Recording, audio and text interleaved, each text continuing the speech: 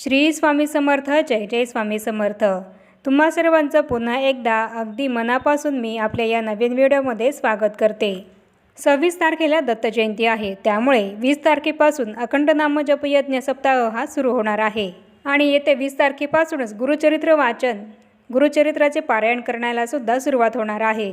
आपण सर्वच जण गुरुचरित्र पारायणाला बसणार आहोत. तर या गुरुचरित्राचे पारायण करत असताना आपल्याला काय खायचं आहे, काय खायचं नाही आहे आणि त्याचप्रमाणे उपवास करायचा आहे की नाही याबद्दल संपूर्ण माहिती मी तुम्हाला या व्हिडिओमध्ये देणार आहे.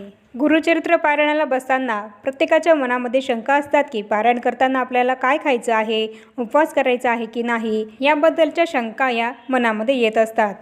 तर या शंकांचं निरसन करण्यासाठी मी तुम्हाला आजच्या या व्हिडिओमध्ये सांगणार आहे की आपल्याला गुरुचरित्राचे पारायण करताना काय खायचं आहे आणि काय खायचं नाही आहे. आणि त्यामुळे तुम्हीसुद्धा जर गुरुचरित्र पारायणाला बसणार असाल तर हा व्हिडिओ शेवटपर्यंत नक्की बघा, म्हणजे जेणेकरून तुम्हाला समजेल की गुरुचरित्राचे वाचन चालू असताना तुम्हाला काय खायचं आहे आणि काय खायचं नाही आहे. चला तर मग आपण आता जाणून घेऊया की गुरुचरित्राचे पारायण चालू असताना आपल्याला काय खायचं आहे. सर्वात महत्त्वाचे म्हणजे गुरुचरित्र पारायण करणारी व्यक्ती ही मुळात भाग्यवान असते. त्यामुळे तर आपण आपल्या आयुष्यामध्ये एकदा तरी गुरुचरित्र पारायण हे जरूर केले पाहिजे. हे गुरुचरित्राचे पारायण करताना त्याचे काय नियम आहेत, काय अटी आहेत याबद्दल संपूर्ण माहिती देणारा व्हिडिओ हा मी आपल्या चॅनलवर टाकलेला आहे. तुम्हाला सुद्धा जर ही माहिती हवी असेल तर तुम्ही त्या व्हिडिओला नक्की बघा, म्हणजे तुम्हाला सुद्धा समजेल की गुरुचरित्र वाचन करत असताना त्याचे नियम काय आहेत आणि पूर्ण नियमांचे पालन करूनच आपल्याला हे गुरुचरित्राचे पारायण हे करायचे आहे. आणि नियमांचे पालन जर तुमच्याकडनं होणार नसेल तर तुम्ही गुरुचरित्राचे पारायण हे करू नका. ज्याप्रमाणे वाचन चालू असताना त्याचे नियम आहेत त्याचप्रमाणे गुरुचरित्र पारायण चालू असताना खाण्यापिण्याचे सुद्धा नियम आहेत. हे नियमसुद्धा आपल्याला पाळायचे आहेत. गुरुचरित्राचे पारायण करत असताना आपल्याला वाचनासाठी वेळ लागतो. प्रत्येकाच्या वाचनाच्या स्पीडनुसार त्याला वेळ हा लागत असतो आणि गुरुचरित्र पारायण करत असताना आपल्याला जास्त वेळ बसावं लागतं. याकरता आपल्याला हे खाण्यापिण्याचे नियम हे पाळायचे आहे, जेणेकरून आपण जेव्हा वाचन चालू असेल तेव्हा आपल्याला आळस येणार नाही आणि आपण गुरुचरित्राचे वाचन हे अगदी उत्साहाने करू शकू. हा त्यामागचा उद्देश आहे. वाचनाला वेळ लागत असल्यामुळे पित्तकारक पदार्थ, वातकारक भाज्या जर आपण खाल्ल्या तर त्याचा आपल्याला वाचन करत असताना त्रास होतो.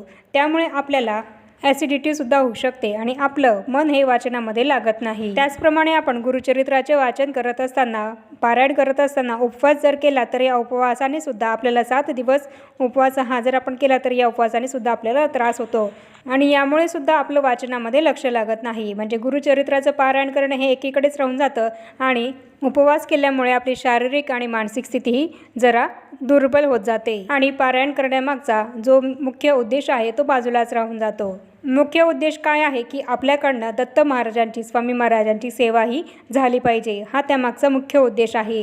हा उद्देश बाजूलाच राहून जातो आणि आपल्या प्रकृतीला त्रास होतो. आपल्या प्रकृतीला त्रास होईल असं आपल्याला गुरुचरित्राचं पारायण करताना करायचं नाही आहे आणि म्हणूनच गुरुचरित्राचे पारायण करत असताना उपवास हा करू नका.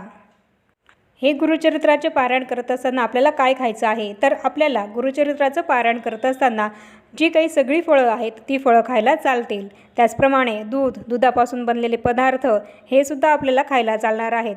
पण हे दुधापासून पदार्थ जे काही बनलेले आहेत ते आपल्या घरातलेच बनलेले असतील तर चालतील. या दुधापासून बनलेले पदार्थ म्हणजेच चहा, दही हे जे काही पदार्थ आहे हे आपण आपल्या घरामध्येच बनवत असतो. हे आपल्या घरात बनलेले पदार्थ तुम्हाला खायला चालतील.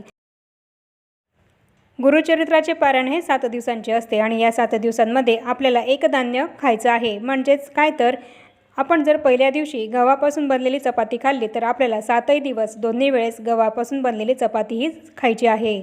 आणि जर तुम्ही या व्यतिरिक्त पहिल्या दिवशी बाजरी किंवा ज्वारी खाल्ली तर तुम्हाला दोन्ही वेळेस ज्वारी किंवा बाजरीच खायची आहे.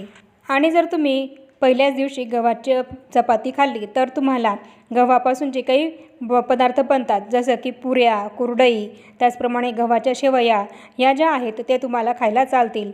पारायण चालू असताना आपल्याला कांदा आणि लसूण हे कडकडीत वर्ज्य करायचं आहे. कांदा आणि लसूण हे तामसिक पदार्थ आहे, त्यामुळे गुरुचरित्राचे वाचन चालू असताना आपल्याला कांदा, लसूण हा कोणत्याही पदार्थामध्ये टाकून खायचा नाहीये. गव्हापासून बनलेले पदार्थ खाऊ शकतात, पण मैदा हा वर्ज्य आहे. मैद्यापासून बनलेले कुठलेही पदार्थ खायचे नाहीयेत. यामध्ये तुम्ही बिस्किटं हे सुद्धा तुम्हाला खायला चालणार नाहीत. कोणत्याही प्रकारचे जे बिस्किटं असतात ते तुम्ही या पारायण काळामध्ये खाऊ नका। आता पालेभाज्यांमध्ये कोणकोणत्या भाज्या खायच्या आहेत तर या पालेभाज्यांमध्ये आपण लाल माठ, हिरवा माठ, राजगिरा, पालक, करडई, कोथिंबीर, कढीपत्ता यासारख्या पालेभाज्या या खाऊ शकतो। पण शेपू, मेथी आणि कांद्याची पात या ज्या काही पालेभाज्या आहेत या आपल्याला या पारायण काळामध्ये चुकूनही खायच्या नाही आहेत, कारण या भाज्यांनी सुद्धा आपल्याला पित्त हे होऊ शकते, म्हणून या भाज्या आपल्याला चुकूनही खायच्या नाही आहेत। तर आपल्याला फळभाज्यांमध्ये काय काय खायला चालेल तर बटाटा, टोमॅटो, फ्लावर, कोबी, घोसाळा म्हणजेच गिलक, वांगे, ढोबळी मिरची, हिरवी आणि लाल मिरची, त्याचप्रमाणे तोंडले, गाजर, सुरण, रताळे, वालाच्या शेंगा म्हणजेच घेवडा, तर या सगळ्या भाज्या आपल्याला खायला चालणार आहेत। फळांमध्ये तर मी तुम्हाला आधीच सांगितलं की आपण सगळे प्रकारची फळं हे खाऊ शकतो। यामध्ये आंबट, गोड, तुरट जे काही फळं आहेत ते सगळे फळं आपण खाऊ शकतो।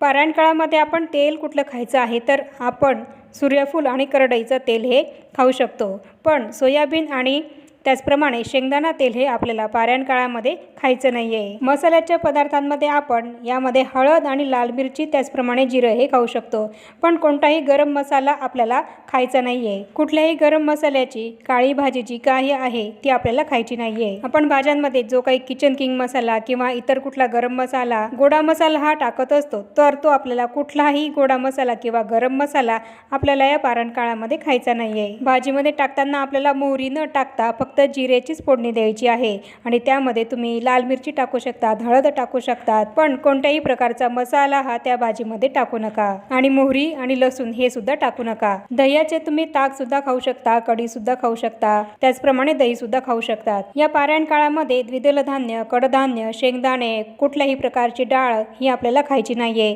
त्याचप्रमाणे शेपू, मेथी, लसूण, कांदा, मोहरी हे तर वर्ज्यच आहे। तसंच वरण भात हे सुद्धा वर्ज्य आहे। भाताने सुद्धा वात हा होत असतो आपल्या शरीरामध्ये, त्यामुळे आपल्याला भात सुद्धा खायचा नाहीये। गुरुचरित्राचे पारायण करत असताना जर आपल्याला एखाद्या दिवस उपवास हा जर आला तर मध्येच आपण उपवासाचे पदार्थ हे खाऊ शकतो। यामध्ये शिंगाडा पीठ, बटाटे, रताळे, राजगिरा इत्यादी पदार्थ आपण खाऊ शकतो। त्याचप्रमाणे फळं सुद्धा ही आपण खाऊ शकतो। त्याचप्रमाणे मीठ सुद्धा आपल्याला खायला चालणार आहे। आणि जर एखादी वयस्कर व्यक्ती ही जर पारायण करायला बसणार असेल तर त्या व्यक्तीने आहाराचे हे काही नियम आहेत ते नाही पाळले तरी सुद्धा चालतील। त्याचप्रमाणे कुठली अशक्य व्यक्ती असेल, किरकोळ किंवा मोठे काही आजार असतील जसं काही डायबिटीस आहे तर अशा व्यक्तींनी सुद्धा, कोणाला बीपीच्या गोळ्या चालू आहेत, गोळ्या घेतल्याशिवाय त्या व्यक्तींना चालत नाही, अशा व्यक्तींनी हे खाण्यापिण्याचे नियम नाही पाळले तरी सुद्धा चालतील। पण बाकीच्यांना हे नियम पाळूनच गुरुचरित्राचे पारायण हे करायचे आहे। ज्यांना खरंच काही आजार आहे आणि त्यांना गोळ्या या काही घ्याव्याच लागत आहेत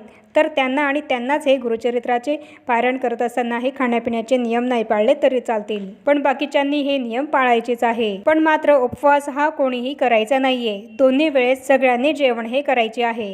गुरुचरित्राचे पारायण करत असताना परान्न हे कोणीही घेऊ नये। त्याचप्रमाणे बाहेर बाजारामध्ये जे काही पॅकिंगचे पदार्थ मिळतात जसे की वेफर्स आहेत, असे जे काही प्रिझर्वेटिव्ह केलेले पॅकिंगचे जे काही पदार्थ असतात ते आपल्याला खायचे नाहीयेत। तर याप्रमाणे मी तुम्हाला या व्हिडिओमध्ये संपूर्ण माहिती दिलेली आहे की आपल्याला गुरुचरित्राचे पारायण करत असताना काय खायचं आहे आणि काय खायचं नाहीये। पारायण करत असताना आपल्याला खाण्यापिण्याचे कोणते नियम आहेत याबद्दल संपूर्ण माहिती मी तुम्हाला या व्हिडिओमध्ये दिली आहे। त्याप्रमाणे तुम्ही हे सर्व नियम पाळूनच गुरुचरित्राचे पारायण हे नक्की करा। आणि यासारखीच अजून गुरुचरित्र पारायणासंबंधी माहिती जाणून घेण्यासाठी माझ्या चॅनलला जर तुम्ही अजूनही सबस्क्राईब केले नसेल तर जरूर सबस्क्राईब करा आणि या व्हिडिओला लाईक आणि शेअर जरूर करा, म्हणजेच ही माहिती इतरांना सुद्धा मिळेल। आणि आता या छोट्याशा माहितीसोबत आपण आपला आजचा हा व्हिडिओ इथेच थांबूया आणि भेटूया पुन्हा अशाच नवीन एका माहितीपूर्ण आणि महत्त्वपूर्ण व्हिडिओसोबत। तोपर्यंत सर्वांना श्री स्वामी समर्थ।